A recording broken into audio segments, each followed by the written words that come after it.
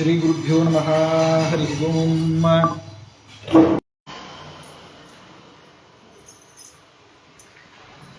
Mango 00 ಅದು ಅಲ್ಲ ಇರಲಿ, ಕರೆಕ್ಟ್ ಫ್ರೇಮ್ನಾಗಿದ್ದೇನೆ. ಇಲ್ಲ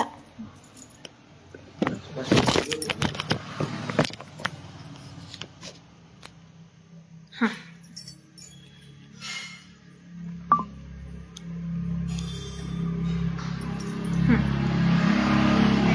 ಓಕೆ. ಮಾತಾ ನೃಸಿಂಹಶ್ಚ ಪಿತಾ ನೃಸಿಂಹೋ ಭ್ರಾತಾ ನೃಸಿಂಹಶ್ಚ ಸಖಾ ನೃಸಿಂಹ ವಿದ್ಯಾ ನೃಸಿಂಹಶ್ಚ್ರವಿಣಂ ನೃಸಿಂಹೋ ಸ್ವಾಮಿ ನೃಸಿಂಹಂ ಸಕಲಂ ನೃಸಿಂಹ. ನರಸಿಂಹದೇವರ ಸ್ತೋತ್ರಗಳಲ್ಲಿ ಗೂಢಕರ್ತೃಕ ಶ್ರೀ ನರಸಿಂಹ ಸ್ತೋತ್ರ. ಸೊ ಈ ಗೂಢಕರ್ಷಕ ನರಸಿಂಹ ಸ್ತೋತ್ರದಲ್ಲಿ ಬಹಳ ಸುಂದರವಾಗಿ ಹೇಳ್ತಾರೆ. ಏನು? ಮಾತಾ ನೃಸಿಂಹಶ್ಚ ಪಿತಾ ನೃಸಿಂಹೋ ಭ್ರಾತಾ ನೃಸಿಂಹಶ್ಚ ಸಖಾ ನೃಸಿಂಹ. ದೇವರನ್ನ, ನರಸಿಂಹ ದೇವರನ್ನ ನಮ್ಮ ಎಲ್ಲ ಜೀವನದ ಒಂದು ಆಯಾಮಗಳಲ್ಲಿ ಚಿಂತನೆ ಮಾಡಬೇಕು ಅಂತನ್ನೋದು ಈ ಸ್ತೋತ್ರದ ಮೂಲ ಅರ್ಥವಾಗಿದೆ. ಮಾತಾ ನೃಸಿಂಹಶ್ಚ ಯಾಕ ಅಂತಂತಂದ್ರೆ ನಾವೇನು ಅನ್ಕೊಳ್ತೇವೆ, ಈ ಭೂಮಿಗೆ ನಾವು ಬಂದದ್ದು ಹೆಂಗ ಅಂತಂದ್ರೆ ತಾಯಿಯ ಗರ್ಭದಿಂದ. ಆದರೆ ತಾಯಿಯ ಗರ್ಭಕ್ಕೆ ಹೋಗುವಂತೆ ಪ್ರೇರಣೆ ಮಾಡಿದವರು ಯಾರು ಅಂತಂತಂದ್ರೆ ಅದು ನರಸಿಂಹದೇವರು. ಅದಕ್ಕೆ ಮುಖ್ಯವಾದಂತಹ ನಾಡಿ ದೇಹದಲ್ಲಿ ಸುಷುಮ್ನಾ ನಾಡಿ ಅಂತ ಹೇಳಿ, ಈ ಸುಷುಮ್ನಾ ನಾಡಿಯಲ್ಲಿ ಸ್ಥಿತರಾಗಿರ್ತಕ್ಕಂತಹ ಪ್ರತಿಪಾದ್ಯ ದೇವತೆ ಯಾರು ಅಂತಂತಂದ್ರೆ ಲಕ್ಷ್ಮೀ ನರಸಿಂಹ ದೇವರು. ಹೀಗಾಗಿನೇ ಮಾತಾ ನೃಸಿಂಹಶ್ಚ ಪಿತಾ ನೃಸಿಂಹ. ಸೊ ಇಡೀ ದೇಹದ ಒಳಗಿರ್ತಕ್ಕಂತಹ ಎಲ್ಲಾ ನಾಡಿಗೂ ಕನೆಕ್ಟ್ ಇರತಕ್ಕಂತಹ ಈ ಸುಷುಮ್ನಾ ನಾಡಿ ಸ್ಥಿತರಾಗಿರ್ತಕ್ಕಂತಹ ಪ್ರತಿಪಾದ್ಯರಾಗಿರ್ತಕ್ಕಂತಹ ಲಕ್ಷ್ಮೀ ನರಸಿಂಹದೇವರು ಈ ಭೂಮಿಯೊಳಗ ತಾಯಿಯ ಗರ್ಭದ ಮುಖಾಂತರವಾಗಿ ನೀನು ಪ್ರವೇಶ ಮಾಡು ಅಂತ ಹೇಳಿ ಅನುಗ್ರಹ ಮಾಡ್ಯಾರ. ಆ ಅನುಗ್ರಹಕ್ಕೋಸ್ಕರವಾಗಿ ಮಾತಾ ನೃಸಿಂಹ. ಇನ್ನ ಪಿತಾ ನೃಸಿಂಹ. ಪಿತಾ ನೃಸಿಂಹ ಯಾಕೆ ಅಂತ ಪ್ರಶ್ನೆ ಮಾಡ್ಕೊಂಡ್ರೆ ಅದಕ್ಕೆ ಹೇಳ್ತಾರೆ ಏನು ಅಂತಂದ್ರೆ, ಪ್ರತಿಯೊಬ್ಬ ಜೀವರಾಶಿಗೂ ಕೂಡ ಯಾವ ರೀತಿಯಾಗಿ ಇರಬೇಕು, ಯಾವ ರೀತಿಯಾಗಿ ಮಾಡಬೇಕು ಅಂತ ಕಲಿಸ್ಕೊಡೋನೇ ತಂದೆ. ತಂದೆ ಯಾವ ರೀತಿಯಾಗಿ ಕಲಿಸ್ಕೊಡ್ತಾನೆ ಆ ರೀತಿಯಾಗಿ ಮಕ್ಕಳು ತಮ್ಮ ಜೀವನದ ಮುಂದಿನ ಎಲ್ಲ ಆಗು ಹೋಗುಗಳನ್ನು ನೋಡ್ಕೊಳ್ತಾರೆ. ನರಸಿಂಹದೇವರು ಹೇಗೆ ಪಾಲನ ಮಾಡ್ತಾರ ಅಂತಂತಂದ್ರೆ,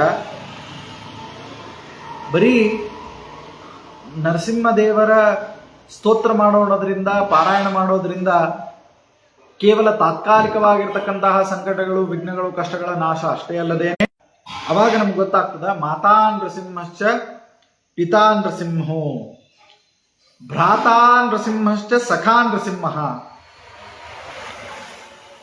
ಭ್ರಾತಾ ಯಾಕೆ ನರಸಿಂಹದೇವರು ಅಂತಂದ್ರೆ, ಅವರಿಗಿರುವಂತಹ ಕನ್ಸರ್ನ್ ಅದೇನಿದೆ ಅದು ನಮಗೆ ಬೇರೆ ಎಲ್ಲೂ ನೋಡ್ಲಿಕ್ಕೆ ಸಿಗುವುದಿಲ್ಲ. ಬಹಳಷ್ಟು ಜನ ಅಣ್ಣ ಅಣ್ಣ ಅಂತ ಭೇಟಿ ಆಗ್ತಾರೆ, ಆದ್ರೆ ಎಲ್ಲ ಅಣ್ಣಂದ್ರು ಕೈ ಹಿಡಿಯುವುದಿಲ್ಲ. ಬಹಳಷ್ಟು ಜನ ಅಕ್ಕ ಅಕ್ಕ ಅಂತೇವೆ, ಆದ್ರೆ ಎಲ್ಲ ಅಕ್ಕಂದ್ರು ಕೈ ಹಿಡಿಯುವುದಿಲ್ಲ. ಒಡ ಹುಟ್ಟಿದವರ ಅಕ್ಕ ಏನಿರ್ತಾರಲ್ಲ ಅವ್ರು ಕೈ ಹಿಡಿತಾರೆ. ಆ ಪ್ರೀತಿ ನಮಗೆಲ್ಲೂ ನೋಡ್ಲಿಕ್ಕೆ, ಜಜ್ಮೆಂಟ್ ಬಹಳ ಇರ್ತದೆ. ನರಸಿಂಹದೇವರು ಎಂಥ ದೈವ ಅಂತಂತಂದ್ರ, ನೀವು ಏನೇ ತಪ್ಪು ಮಾಡಿದ್ರು ಕೂಡ ಅದನ್ನ ಜಡ್ಜ್ ಮಾಡೋದಿಲ್ಲ. ಜಡ್ಜ್ ಮಾಡ್ಲಾರ್ದೇನೆ ಅಂದ್ರೆ ನೀವು ವಿಚಾರ ಮಾಡ್ರಿ ಯಾವ ಲೆವೆಲ್ಗೆ ಅಂತಂದ್ರೆ, ಬರೀ 8 ವರ್ಷದ ಒಬ್ಬ ಬಾಲಕ ಬಂದು ಲಕ್ಷ್ಮೀ ನರಸಿಂಹದೇವರಲ್ಲಿ ಪ್ರಾರ್ಥನೆ ಮಾಡಿದಾಗ ಲಕ್ಷ್ಮೀ ನರಸಿಂಹದೇವರು ಕಂಬದಿಂದ ನಾವು ಕೇಳ್ತೇವೆ. ಶಿಶುಪಾಲ ವಧ ಅಂತ ಅನ್ನೋದನ್ನ ಹೇಳ್ತಾರೆ. ಸೊ ಈ ಶಿಶುಪಾಲ ವಧದೊಳಗೆ ಹೆಂಗ 100 ಸತ ಬೈಯುತನಾನು ಸುಮ್ಮಿದ್ದ ಭಗವಂತ, ಅಲ್ಲಿ ತನಾನು ಜಡ್ಜ್ ಮಾಡ್ಲೇ ಇಲ್ಲ ಅವನು. ಅದಕ್ಕೆ ದಾಸರು ಬಹಳ ಚಂದ ಹೇಳ್ತಾರೆ ಏನು, ತಪ್ಪು ನೋಡದೆ ಬಂದೆಯ ಎನ್ನಯ ತಂದೆ, ಅಪ್ಪ ತಿರು ವೆಂಕಟೇಶ ನಿರ್ದೋಷನೇ, ಅಪ್ಪ ತಿರು ವೆಂಕಟೇಶ ನಿರ್ದೋಷನೇ, ದೇಯ ಮುದದಿ ಧ್ಯೇಯ ಶ್ರೀಪತಿ ಕಾಯ್ದೆಯ ಮುದದಿ ಧ್ಯೇಯ ತಪ್ಪು ನೋಡದೆ ಬಂದೆಯ ಎನ್ನಯ ತಂದೆ ತಪ್ಪು ನೋಡದೆ ಬಂದೆಯ. ಆಪಾದ ಮೌಳಿ ಎನ್ನೊಳು ಅಗ ಬಹಳ, ನಮ್ಮಲ್ಲಿ ತಪ್ಪುಗಳು ಬಹಳ ಇವೆ. ಸೊ ಇದ್ದಂತಹ ವಿದ್ಯಾ ಮತ್ತು ಬುದ್ಧಿ ಅಂತ ಎರಡು ಜಗತ್ತಿನೊಳಗೆ. ವಿದ್ಯಾ ಬುದ್ಧಿ ಎರಡು ಇತ್ತಂತಂದ್ರೆ ತಾಯಂದ್ರೆ ಕೇಳ್ಕೊತಿರ್ಬೇಕಾದ್ರೆ ಕೇಳಂತ ಹೇಳ್ತಿದ್ದಿಲ್ಲ. ಏನಂತ? ವಿದ್ಯಾ ಬುದ್ಧಿ ಕೇಳ್ಕೋ ಅಂತ ಹೇಳ್ತಿದ್ದಿಲ್ಲ. ಹಾಗಿದ್ರೆ ವಿದ್ಯಾ ಬುದ್ಧಿ ಅಂತಂದ್ರೆ ಏನು? ಪುಸ್ತಕದೊಳಗಿಂದ ಏನು ನಾವು ಓದುತ್ತೇವೆ ಅದೆಲ್ಲವೂ ಕೂಡ ಅದರೊಳಗ ವಿದ್ಯಾ ನೃಸಿಂಹೋ ದ್ರವಿಣಂ ನೃಸಿಂಹ ಅಂತ ಅನ್ನೋದನ್ನು ಹೇಳಿದ್ರು. ಎಷ್ಟು ಆಶ್ಚರ್ಯ ಅಲ್ಲ? ವಿದ್ಯಾ ನೃಸಿಂಹೋ ದ್ರವಿಣಂ ನೃಸಿಂಹ. ಬರೇ ನನ್ನ ಹತ್ರ ವಿದ್ಯೆ ಇದ್ರೆ ಅಷ್ಟೋಪಯೋಗ ಇಲ್ಲ, ಕಿಂತು ಆ ಕಲಿತಂತಹ ವಿದ್ಯೆಯಲ್ಲಿ ನನಗೆ ಸಾಮಗ್ರಿಗಳು ಬೇಕು. ಆ ಸಾಮಗ್ರಿಗಳನ್ನು ಯಾವ ಸಮಯಕ್ಕೆ ಸರಿಯಾಗಿ ಉಪಯೋಗ ಮಾಡ್ಕೋಬೇಕು ಅಂತ ಅನ್ನೋದು ನನಗೆ ಗೊತ್ತಿರಬೇಕು. ಅಂದಾಗ ಮಾತ್ರ ನನಗೇನು ಸಾಧ್ಯವಾಗ್ತದೆ ಅಂತಂದು ಪ್ರಶ್ನೆ ಮಾಡ್ಕೊಂಡ್ರೆ, ಅಂದಾಗ ಮಾತ್ರ ನಾನು ಮುಂದೂಡಬಲ್ಲೆ ಅಂತೇಳಿ ಆ ಕ್ಷಣದೊಳಗೆ ಬುದ್ಧಿ ಹಾಕ್ತಾನಲ್ಲ, ಈ ಬುದ್ಧಿಯನ್ನ ಹಾಕುವಂತವನು ಭಗವಂತ. ಹೀಗೆ ಅಣು ಆಪತ್ತುಗಳಿಂದ ನಮ್ಮನ್ನು ರಕ್ಷಣೆ ಮಾಡುವಂತವನು ಭಗವಂತ. ಆದ್ದರಿಂದ ಆ ಭಗವಂತನಾಗಿರ್ತಕ್ಕಂತಹ ಲಕ್ಷ್ಮೀ ನರಸಿಂಹ ದೇವರಲ್ಲಿ ನಾವು ಪ್ರಾರ್ಥನೆ ಮಾಡ್ಕೊಳ್ಬೇಕಾದದ್ದೇನು ಅಂತಂತಂದ್ರೆ, ಹೀಗೆ ಸೇರಿಸಿಕೊಂಡು ಈ ಜಗತ್ತಿನೊಳಗೆ ಉಪಲಬ್ಧಿಯನ್ನ ಮಾಡಿಕೊಡ್ತಾನೆ. ನನ್ನ ಹತ್ರ ಮಾತನಾಡುವಂತಹ ಶೈಲಿ ಇದೆ, ನಿಮ್ಮ ಹತ್ರ ಕೇಳಿಸಿಕೊಳ್ಳುವಂತಹ ಶೈಲಿ ಇದೆ. ಹಾಗಿದ್ರೆ ಮಾತನಾಡುವಂತಹ ಶೈಲಿ, ಕೇಳಿಸಿಕೊಳ್ಳುವಂತಹ ಶೈಲಿಗೆ ದ್ರವಿಣ ಬೇಕು. ಏನ್ ದ್ರವಿಣ? ಮೊಬೈಲು ಅಂತನ್ನುವಂತಹ ವಸ್ತುಗಳು ಬೇಕು, ಅದಕ್ಕೆ ವೈಫೈ ಅಂತನ್ನುವಂತಹ ಕನೆಕ್ಟಿವಿಟಿ ಬೇಕು. ಇದೆಲ್ಲವನ್ನ ಹೇಗೆ ಉಪಯೋಗ ಮಾಡೋವರೆಗೂ ನರಸಿಂಹದೇವರ ರಕ್ಷಾ ಕವಚ ನಮ್ಮ ಮೇಲೆ ಇರ್ತದ. ದೇವರ ರಕ್ಷಣೆ ಎಲ್ಲಿವರೆಗೆ?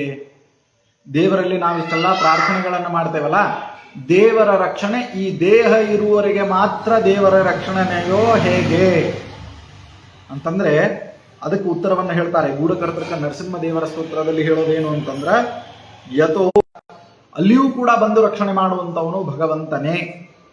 ಆದ್ದರಿಂದ ಯಾವುದು ಸುಳ್ಳಲ್ಲ ಅದು ಸತ್ಯ, ಯಾವುದು ಸತ್ಯ ಅದು ಸುಳ್ಳು. ಈಗ ನೀವಿರುವಂಥದ್ದು ನಿಮಗೆ ನೋಡ್ಲಿಕ್ಕೆ ಸತ್ಯ, ಆದ್ರೆ ಇಲ್ಲ, ಅಥವಾ ಕಂಡೇ ಇಲ್ಲ, ಕಣ್ಣಿಗೆ ಅವನ ಅನುಭವನೇ ಆಗಿಲ್ಲ, ಅದರಿಂದ ದೇವರನ್ನ ಹೆಂಗ್ ನಂಬೋದು ಅಂತ ಅನ್ನೋರಿಗೆಲ್ಲ ಸತ್ತ ಮೇಲೆ ಕಣ್ಣು ಮುಂದೆ ಬಂದು ನಿಂದಿರ್ತಾನ. ಅದು ನಮ್ಮ ಕರ್ಮ ಇತ್ತು ಅಂತಂತಂದ್ರೆ ಒಂಚೂರು ಕಾಣಿಸ್ತಾನೆ, ಇಲ್ಲಾಂದ್ರೆ ಅದು ಕಾಣಿಸುದು. ಅದಕ್ಕೆ ನರಸಿಂಹದೇವರ ರಕ್ಷಣೆ ಹೆಂಗ ಅಂತಂತಂದ್ರೆ ಇದ್ದಾಗಷ್ಟ ನೀವು ಕೇಳ್ಕೊಳ್ಲಿಕ್ಕತ್ತಿಲ್ಲ. ಕಿಂತು ಯಥೋ ನೃಸಿಂಹ ಪರತೋ ನೃಸಿಂಹ ಯಥೋ ಯಥೋ ಯಾಮಿ ತಥೋ ನೃಸಿಂಹ. ಬರೇ ದೇಹ ಹೋಗೋದಷ್ಟೇ. ಯಾಕೆ ಈ ಮಾತು ಹೇಳಿಕತ್ತೀನಿ ಅಂತಂದ್ರ, ನಿಮ್ಮ ಕಣ್ಣಿಗೆ ಕಾಣಿಸೋದೇನಿದೆ ಅದೆಲ್ಲವೂ ಕೂಡ ಸುಳ್ಳು. ನಿಮ್ಮ ಕಣ್ಣಿಗೆ ಯಾವುದು ಕಾಣಿಸೋದಿಲ್ಲ ಅದು ಸತ್ಯ. ಕಣ್ಣಿಗೆ ಕಾಣಿಸೋದು ಅರ್ಥ ಆದದ್ರಿಂದಲೇನೆ ಶಂಕರಾಚಾರ್ಯರ ಹೇಳಿದ್ದೇನು, ಭಜಗೋವಿಂದಂ ಭಜಗೋವಿಂದಂ ಭಜಗೋವಿಂದಂ ಮೂಢಮತೆ ಸಂಪ್ರಾಪ್ತೆ ಸನ್ನಿಹಿತೆ ಕಾಲೇ ನಹಿ ನಹಿ ರಕ್ಷತೆ ಡುಕ್ರಿಂಕರಣೆ.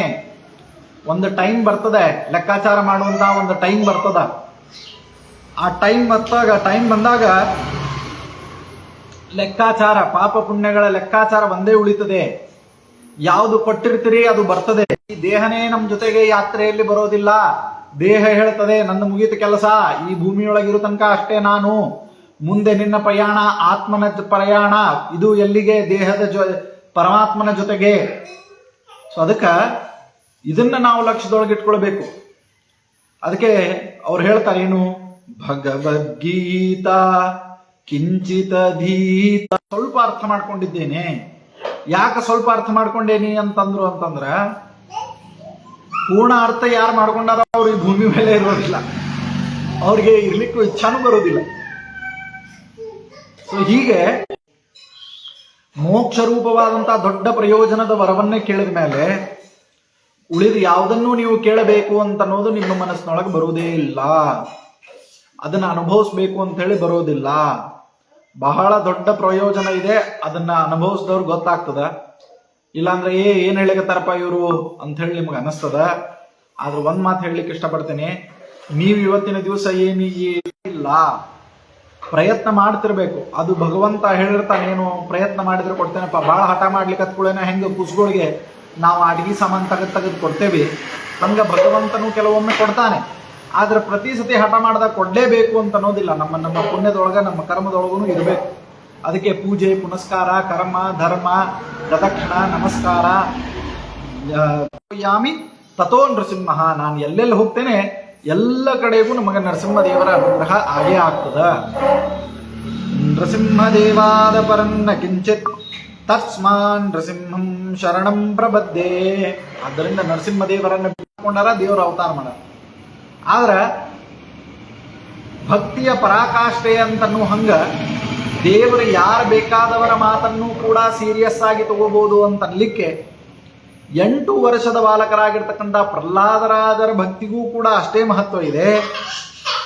80 ವರ್ಷದ ರಾಜರು, ಮಹಾರಾಜರು, ದೇವತೆಗಳು ಇವರೆಲ್ಲ ಪ್ರಾರ್ಥನೆ ಮಾಡಿದ್ರು ಕೂಡ ಅಷ್ಟೇ ಮಹತ್ವ ಇದೆ. ಆದ್ದರಿಂದ ಭಕ್ತಿಯ ಒಂದು ಏನು ಲಾಂಛನ ಅಂತನ್ರಿ, ಭಕ್ತಿಯ ಒಂದು ಬೇರೆ ಯಾರನ್ನು ಕೂಡ ನೀವು ಸೀರಿಯಸ್ ಆಗಿ ತಗೋಬೇಡ್ರಿ. ಅವ ಹಿಂಗಂದ, ಇವ ಹಿಂಗಂದ, ಇಕಿ ಹಿಂಗಂದು, ಗಂಡ ಹಿಂಗಂದ, ಹೆಂಡತಿ ಹಿಂಗಂದು, ತಾಯಿ ಹಿಂಗಂದು, ಅಪ್ಪ ಹಿಂಗಂದ, ಮಾಮಿ ಹಿಂಗಂದು, ಕಾಕ ಹಿಂಗಂದು, ಮಾಮ ಹಿಂಗಂದ. ಇವ್ರು ಯಾರನ್ನೂ ನೀವು ಸೀರಿಯಸ್ ಆಗಿ ತಗೊಳ್ಳೋ ಕಾರಣಿಲ್ಲ. ನಿಮಗೆ ಯಾರನ್ನಾರ ಸೀರಿಯಸ್ ಆಗಿ ತಗೋಬೇಕಾಗಿತ್ತು ಅಂತಂದ್ರೆ ಜೀವನದೊಳಗ ಭಗವಂತನನ್ನ ಸೀರಿಯಸ್ ಆಗಿ ತಗೊಳ್ರಿ. ಅಮ್ಮ ಇದನ್ನ ತೆಗೀಲಿ ಕೆಳಗಿನ.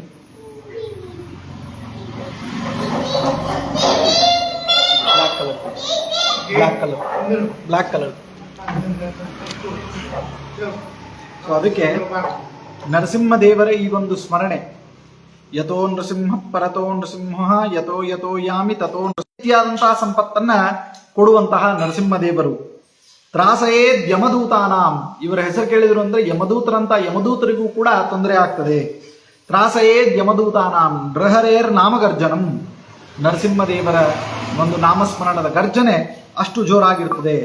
ಸಕಲ ಸನ್ಮಂಗಲವನ್ನ ಮಾಡುವಂಥದ್ದಾಗಲಿ, ಇಷ್ಟಾರ್ಥಗಳನ್ನು ಪೂರೈಸಿ